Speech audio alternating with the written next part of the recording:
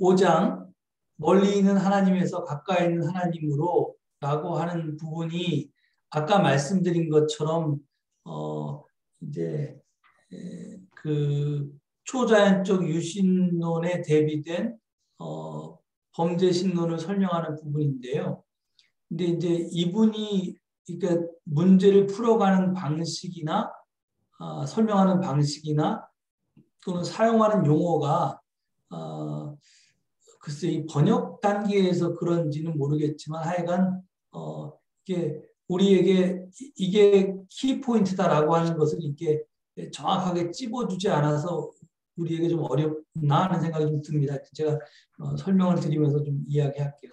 일단 첫 번째 절인 멀리 있는 하나님에서는 신에 관한 일반적인 인식에 대해서 설명을 합니다. 그래서 신은 우리에게서 멀리 떨어진 외부의 세계 저 멀리 저편에 계신다. 그래서 이제 외재적 존재로서 이제 신을 이해하는 기본적인 생각에 대한 설명을 하죠. 이게 두 가지입니다. 하나 우리가 보통 이렇게 됐을 때 가장 쉬운 게 이제 초자연적인 유신론이라고 하는 건데요. 그게 이제 이제까지의 신관이었고, 그리고 이것과 따라서 오는 이제 세트 같은 게 뭐냐면, 아까 말씀드린 것처럼 소위 인격신으로서 나와 그 이제 구별되는 내 밖에 있는 존재로서의 타인으로서의 신이라고 하는 것이 존재하게 됩니다. 이렇게 해서 이제 그러니까 이제 신은 당연히 나와 구별되는 존재니까요. 이러한 신은 인간이 매일의 삶에서 만날 수 있는 존재가 아니고 특별한 경우에만 당신 모습을 드러냅니다. 그리고 그 특별한 경우란 이 저자는 특별한 장소를 가거나 그래서 뭐 성전에 가거나 성지에 가거나 이렇게 됐을 때나 또는 특별한 순간 그러니까 뭐 주일이라든지 아니면 뭐 지금 우리가 이제 다음 주에 맞이하게 될 성주간이라든지 뭐 이런 식의 이제 아주 거룩한 절기에 만 이제 인간을 찾아오시는 분이고 우리를 만날 수 있는 분으로 이렇게 된다는 거죠. 그래서 이 사람이 이야기하고자 하는 말이 이게 오고 간다는 말을 자주 쓰는데요. 하여간 신이 저 멀리 계시면서 우리가 있는 세상에 왔다 갔다 이렇게 그 고향을 방문했다 다시 가듯이 이런 식으로 오고 가는 신이지 머무르는 신은 아니다. 이게 이 특징에 대한 이야기합니다. 근데 이제 당연히 그러니까 이제 우리가 지향해야 될 바는 머무르는 신일 것처럼 이야기하는데요. 이제 그거고요. 이분의 설명이 좀 복잡해서 제가 예전에 우리가 그 기독교의 심장도 공부하고 그 다음에 그리스도교 신앙을 말하다라는 마커스 보고의 책을 공부했는데 아마 제 기억엔 이게 기독교의 심장에서 마커스 보고가 이제 표현했던 문장 같은데 제가 그 문장을 다시 여기다 옮겨 적었습니다. 초자연적 유신론은 하나님을 사람과 비슷한 인격적 존재로 상상한다. 매우 오래전에 이 사람과 비슷한 인격적 존재가 이 세상을 창조했는데 하나님 자신과는 분리된 세상을 만드셨다. 즉 하나님은 하늘 위에 저 밖에 우주 너머에 계신다.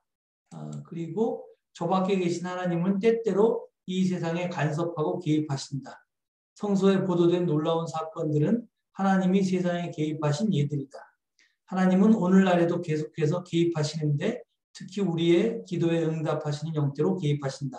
이렇게 마커스 보고가 설명한 바 있습니다. 그러니까 지금 마커스 보고의 설명은 뭐 좀 이렇게 이 번역도 굉장히 매끄럽고 그 개념도 굉장히 쉽게 여러분 아마 다 이해하실 겁니다. 여기에 비해서 이제 두 번째 나의 존재와 모든 것 안에 계신 하나님에 대한 설명을 하는데요. 여기서 보면 신약 성서에 그 이렇게 외재적 존재로서의 하나님 말고 우리 존재와 모든 현실 안에 계신 신에 대해서 증언하는 구절을 두 가지를 소개합니다. 하나는 사도행전 17장 28절에 바울의 입을 통해서 이제 소개되는 하나님인데 우리는 하나님 안에서 살고 하나님 안에서 움직이고 하나님 안에서 존재하고 있다라고 해서 이제 하나님의 내재성에 대한 이야기를 강조한 거죠. 그래서 이제 여기서 바울이 소개하는 신은 외지적 신이 아니죠. 그리고 우리는 신의 외부에서 사는 것이 아니라 신은 우리의 존재를 포함하고 있으며 우리를 안고 있다. 그래서 또한 신은 모든 존재를 통하여 자신의 존재를 드러낸다. 이게 이제 요 표현 안에 있는 거는 신의 내재성만 이야기하는 게 아니라 신의 외재성도 이야기하는데, 근데 하여간 우리가 하나님과 이렇게 나와 당신이라고 하는 이렇게 인격적으로 분리된 존재가 아니라 하나님 안에 내가 들어가 있다, 이렇게 내가 하나님 안에 포함된 그런 이제 구별될 수 없는, 하나님과 나를 구별할 수 없는 그런 차원이 이제 첫 번째 아이디어고요.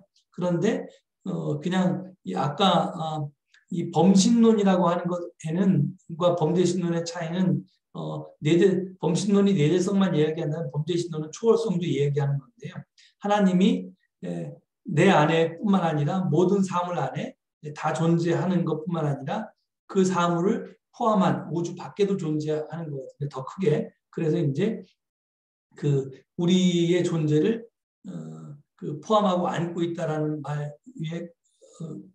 외에 이제 다른 표현도 뒤에 나옵니다. 그래서 또 아까 얘기한 하나님 안에 살고 하나님 안에서 움직이고 하나님 안에서 존재하고 우리를 통하여 있고 뿐만 아니라 그 다음에 이제 그 넘어서도 있습니다. 그래서 모든 존재는 그분 안에서 존재하고 살아간다. 신은 모든 존재의 근거다. 그래서 소위 이제 존재의 근거라는 말을 쓰면서 동시에 그래서 이제 그때 마커스 보그가 썼던 표현이 저 얘가 이제 가장 여러분이 하나님을 이해하는데 좋은 개념인데, 물고기가 물속에 있듯이 물속에 살듯이 우리는 하나님 안에 있습니다. 그러니까 제가 지난 시간에도 말씀드린 것 같은데 물고기가 물 밖에 나가면 죽잖아요. 존재할 수가 없는 것처럼 우리가 하나님 밖에서 존재할 수가 없다는 겁니다. 당연히 이제 하나님 안에 있는 거고요. 그런데 우리가 이제 그 물고기가 아가미로 호흡을 하기 위해서 물이나 뭐 먹이를 먹거나 그런 행위 자체가 물을 이제 자기 인체 안에 흡수하듯이 하나님이 물고기 안에 물이 있듯이 우리 안에 하나님도 계시다는 거예요. 그러니까 하나님은 우리 안에도 있고 우리 밖에 있는 물 같은 존재라는 겁니다. 그래서 여기 보면 인간 존재는 신이라는 근본적인 존재에 묶여 있고 연결되어 있고 관계되어 있다. 따라서 인간은 신을 향하여 나아갈 필요가 없다. 이미 신 안에 존재하기 때문이다. 이런 주장을 합니다. 그래서 이제 우리가 이제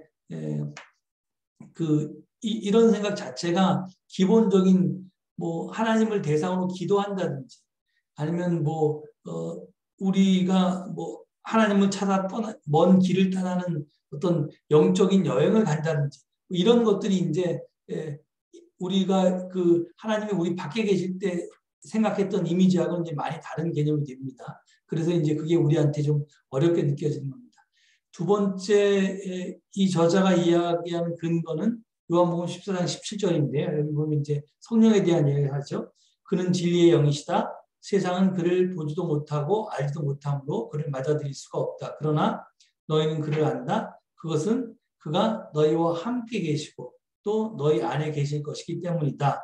라고 이야기합니다. 그래서 이렇듯 성령은 우리 안에 거하시는 하나님이다. 이렇게 이야기합니다. 그래서 다른 설명들이 있는데 그거 다 동어 반복이었고요. 이게 이 부분이 이야기하고자 하는 바가 바로 범죄신론입니다. 그래서 제가 여기도 이제 마커스 보그의 설명을 제가 옮겨 적었는데요. 범죄신론은 하나님을 삼라만상을 둘러싸고 계신 영으로 생각하여 그 영 안에 삼라만상이 있는 것으로 간주한다. 우주는 하나님으로부터 분리된 것이 아니라 하나님 안에 있다. 삼라만상을 둘러싸고 계신 영으로서의 하나님은 삼라만상 이상이며 삼라만상은 하나님 안에 존재한다. 따라서 하나님은 바로 여기에 계실 뿐만 아니라 바로 여기 그 이상이다. 그래서 초월성과 내재성을 다 이야기합니다. 그래서 지금 하여튼 제일 중요한 개념은 나와 구별되는 타자로서의 하나님이 아니라 하나님의 품 안에 나를 포함한 세상이 다 들어와 있다. 그래서 이게 하나님이 내 안에 내가 하나님 안에 있기 요한복음이 계속 이야기하는 그 일체성에 대한 이야기가 강조되는 거고요. 그러면 그렇다고 하나님이 우리 안에 계시기 때문에 우리보다도 작은 존재인가? 물론 우리보다도 작은 존재입니다. 그렇지만 동시에 우주보다도 큰 존재입니다. 이 두 가지가 엔드가 이제 이 보스 엔드가 이제 성립돼야지 하나님을 설명할 수 있고 이것이 바로 범죄신론이 설명하는 하나님입니다. 내 안에 들어와 사실만큼 하나님은 지극히 세상에서 가장 작은 존재이며 동시에 우주를 포함할 만큼 더 큰 존재이기도 합니다. 이게 이제 동시에 만족해야 된다는 거죠.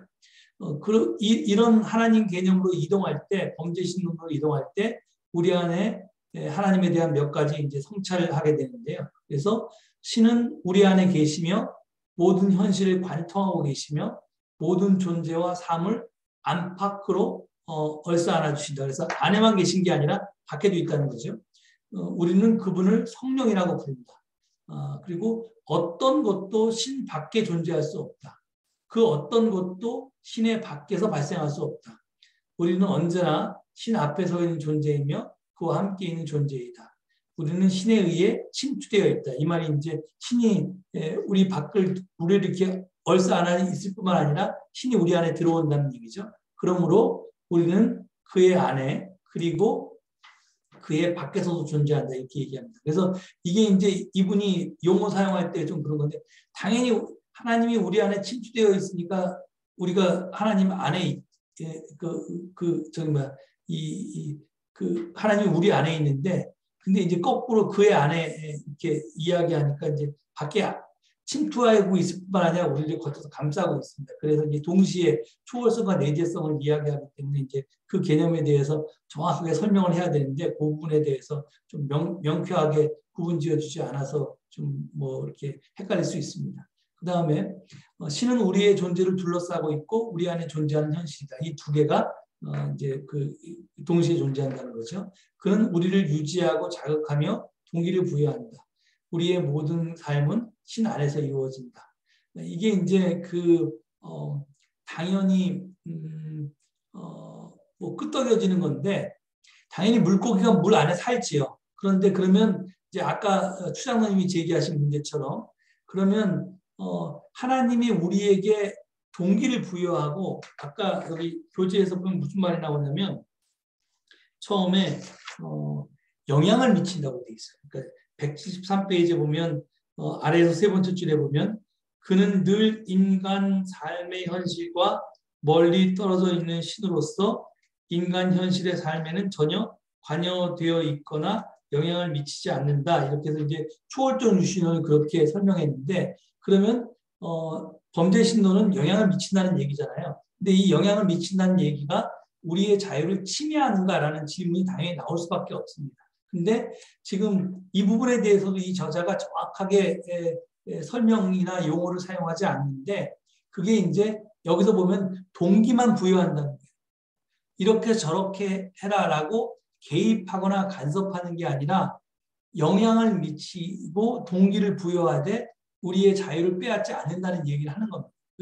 정확하게 표현하지 않았지만 지금 이 저자는 그걸 얘기하고 있습니다. 그래서 당연히 우리는 하나님 안에서 활동하지만 우리가 활동하는 모든 것이 하나님의 뜻은 아닙니다. 그러니까 이제 어떤 사람은 하나님 안에 살면서도 지 멋대로 살 수 있는 거죠. 물론 성령이 우리 안에 계시지만 그 성령과 이제 교통하거나 대화하거나 그 다음에 이제 우리 안에 계신 하나님을 우리가 이제 실존적으로 확인하지 못하면 그러면 이제 우리 안에 계신 하나님과 상관없이 살아갈 수 있다는 거죠. 이제 그런 얘기가 포함되어 있는 겁니다. 그래서 근데 이제 기도를 할 때는 그 다음에 마음이 하나님을 향해 움직일 때는 우리는 평소 때 하나님이 우리 안에 계시지만 그 하나님과 상관없이 그냥 지 멋대로 살다가 어느 날 갑자기 이제 하나님에 대한 생각이 떠오르거나 하나님과의 어떤 이제 소위 이게 속죄라고 하죠. 어톤먼트. 그러니까 하나됨이라고 하는 것을 그런 필요성이나 그런 욕구들이 우리 안에 주어졌을 때 그것이 바로 이제 여기 보면 기도할 때나 마음이 하나님을 향해 움직일 때 그 움직이는 이미 하나님의 성령을 통해 하나님의 성령을 통해 우리 안에 계시다는 것을 나타낸다라고 합니다. 그러니까 이제 그게 내가 내 안에 있는 하나님을 찾은 게 아니라 내 안에 계신 하나님이 당신을 찾도록 나를 먼저 사랑하셨고 나에게 동기를 부여하셨다라는 겁니다. 이제 그러면 여기에 대해서 또 질문이 나오죠. 그럼 왜 그 전에는 나에게 그런 동기를 부여하지 않아서 내 멋대로 살게 했는가라는 이제 당연히 질문이 나올 수밖에 없습니다. 이제 그것에 대한 자율성에 대한 이야기가 언제나 긴장감이 있는 겁니다. 그래서 이 사람은 친밀함, 이건 이제 내재성이라고도 할 수 있는데, 그래서 친밀함과 초월성은 우리가 존재 내면과 모든 현실 안에 신의 현존을 말하고자 할 때 가져야 할 동전의 양면 같은 것이다. 그래서 지금 이 사람은 친밀함과 초월성이라는 말로 신의 내재성과 신의 초월성을 이게 구분할 수 없고 동시에 가져야 된다라고 해서 분명히 범죄 신론을 이야기하는 겁니다. 그런데 이제 그 용어를 지금 쓰지는 않고요. 그다음에 신은 그의 영을 통하여 인간뿐 아니라 모든 현실 안에 거주한다. 그래서 그걸 이제 기독교적으로 얘기하면 그게 성령인데요. 그런데 비기독교인이 얘기하기엔 그건 에너지고 기고 생명이다 이렇게 되는데 아까 정인수 장님 이걸 말씀하셨는데 이게 이제 예를 들어서 우리 몸 안에 있는 기만을 따지면 그 기는 영원할 수 없고 우리가 죽으면 그 기는 이제 흩어지죠.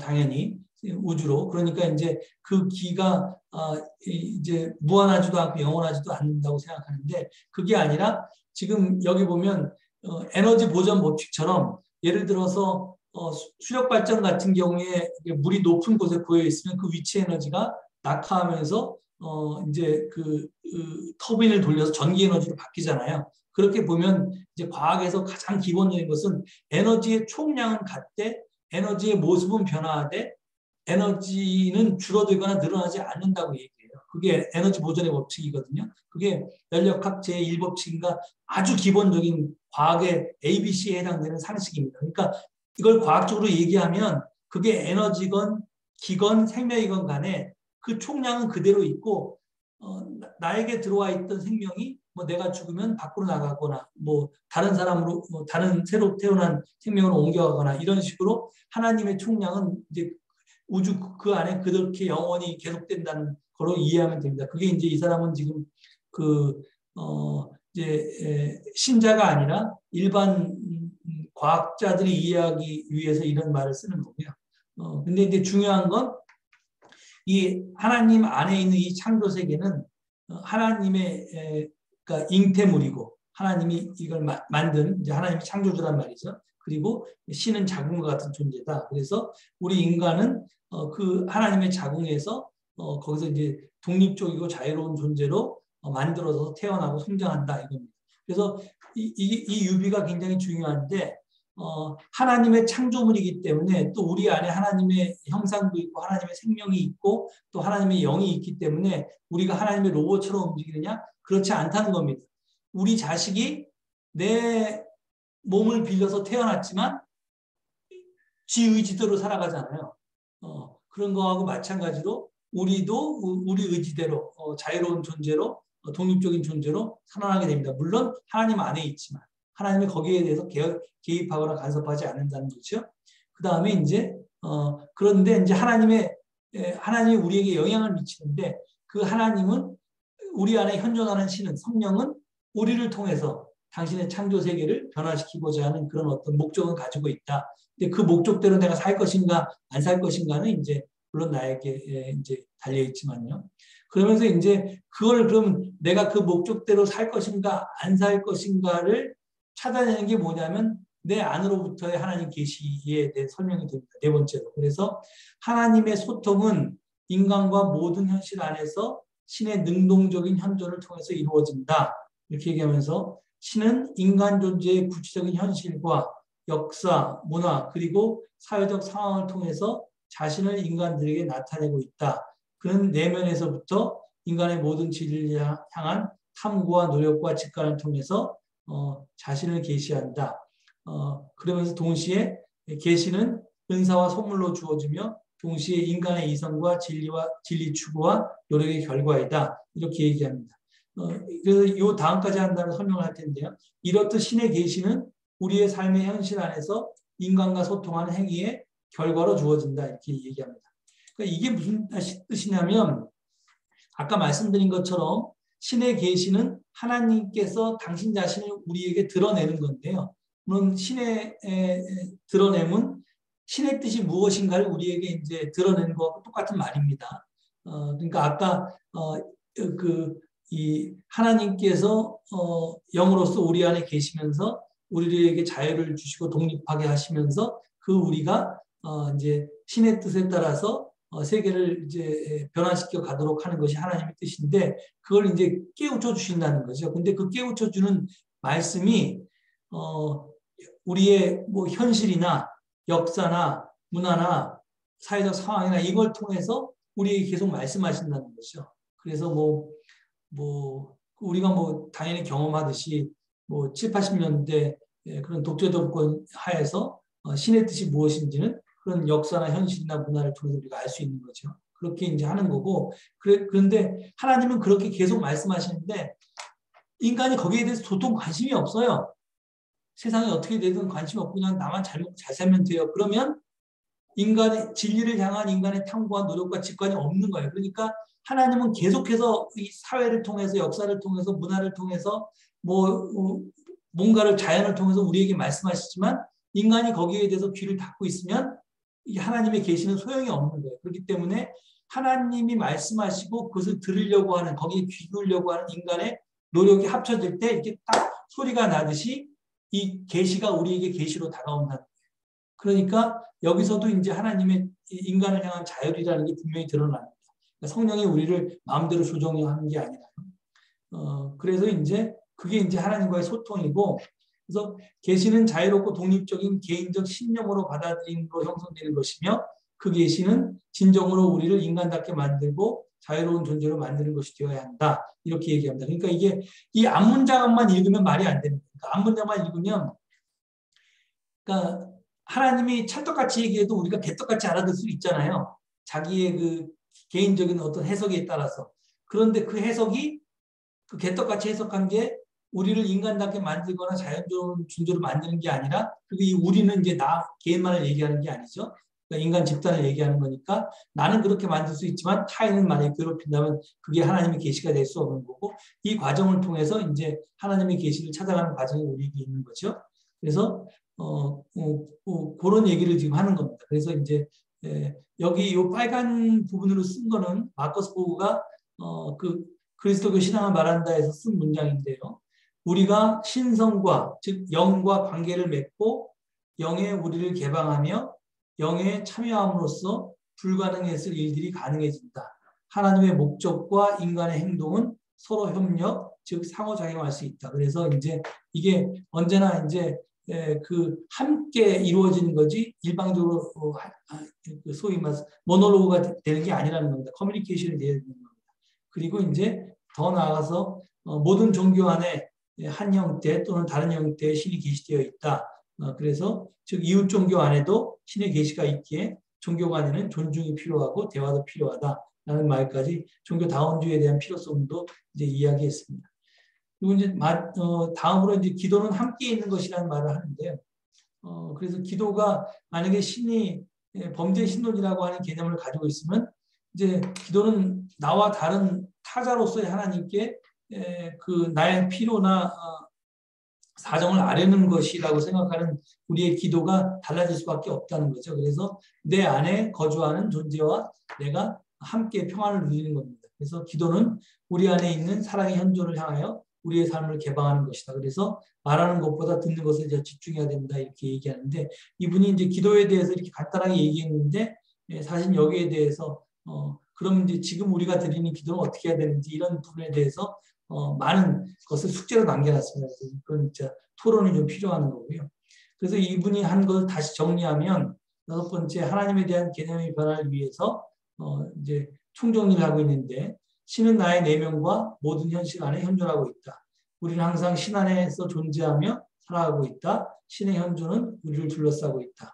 그리고 아까 사도행전 17장 28절의 말씀 우리는 하나님 안에서 살고 움직이고 존재한다. 그리고 요한복음 14장 말씀 우리의 영은 우리와 함께 계시고 하나님의 영은 우리와 함께 계시고 또 우리 안에 계신다. 그리고 계시는 자기 내면에서 들려지는 엄숙한 목소리가 아니다. 신은 인간의 행위를 통하여 인간 안에서 자신을 드러낸다. 이 말이 이제 앞에 이야기를 좀 보충 설명한 건데, 아까 하나님의 말씀과 인간의 노력이 합쳐졌을 때 이제 계시가 드러난다고 했는데, 여기는 지금 그걸 목소리의 비유를 통해서 그게 단순히 목소리만 필요한 게 아니라 결국은 내가 그 하나님의 응답에 따라서 이렇게 어떤 행동을 하는 걸 통해서 하나님의 뜻이 세상에 드러난다, 그런 얘기를 하는 겁니다. 그리고 신은 모든 인간에게 자신을 계시하신다. 모든 종교는 계시하고 있으며 신적인 진리에 참여하고 있다. 기도는 내 안에 거주하는 신과 함께 있는 것이다. 그러므로 신의 존재를 향하여 나의 존재를 개방하고 침묵하고 귀를 기울이고 사랑을 받아들이고 사랑해야 한다. 기도는 나를 사랑하는 그분과 함께 있는 것이다. 이렇게 이제 정리를 합니다. 뭐 대충 지금 이분이 지금 여기서 이야기하는 부분은 요 정도.